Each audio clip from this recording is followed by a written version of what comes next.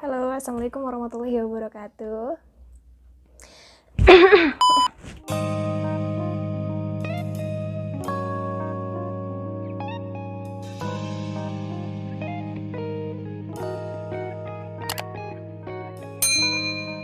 Halo, assalamualaikum warahmatullahi wabarakatuh.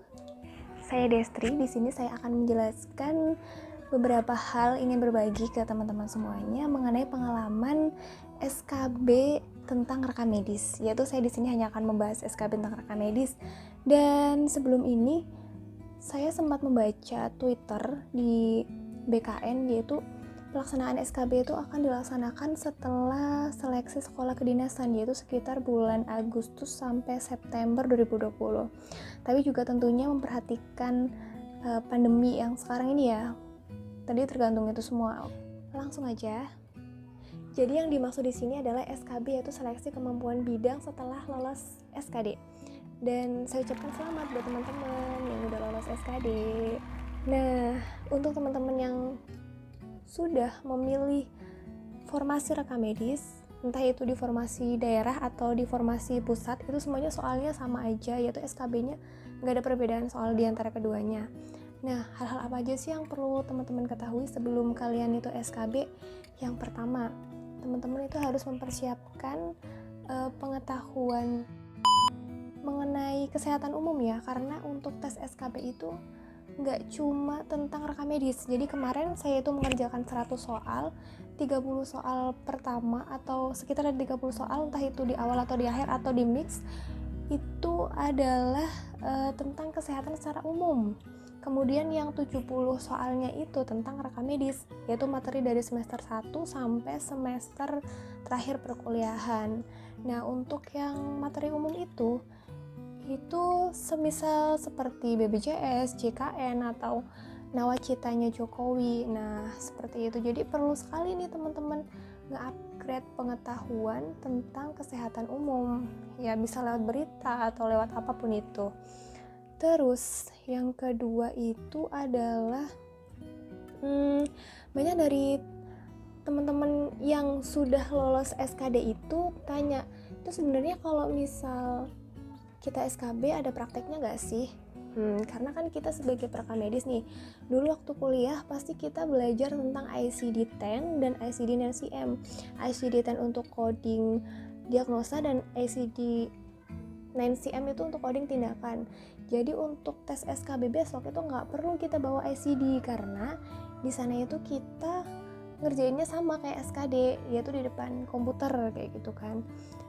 Paling teman-teman itu perlu dibuka lagi, dibaca-baca lagi, seperti chapter berapa tentang penyakit apa kayak gitu, atau juga tentang kayak misal Dager atau NOS kayak gitu tuh artinya apa.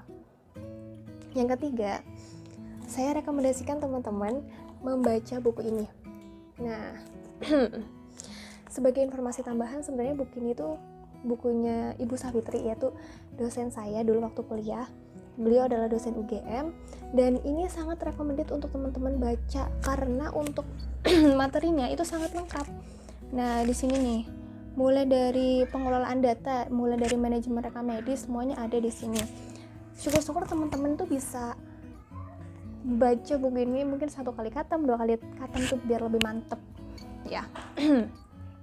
Dan juga teman-teman juga bisa belajar lewat ini terminologi medis. Jadi kan di sana ada beberapa soal yang mempertanyakan tentang misal suatu kecelakaan kayak gitu kan. Nah, istilah medisnya itu apa kayak gitu.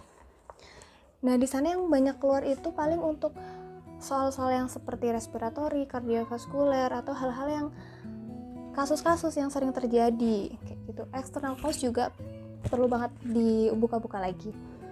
Nah, seperti itu sih.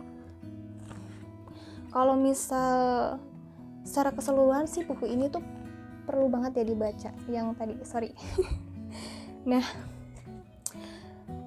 ini no endorse ya, karena beliau tuh dosen yang baik. Saya nggak apa-apa promosikan buku ini.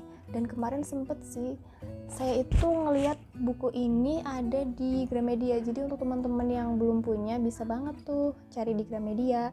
Dan untuk tips yang terakhir, mungkin teman-teman jangan lupa berdoa, karena kita cuma usaha itu nggak bisa, kita juga perlu berdoa. Kemudian jangan lupa makan sebelum tes SKP. Mungkin segitu aja ya tips dan triknya. Mungkin segitu aja yang dibahas.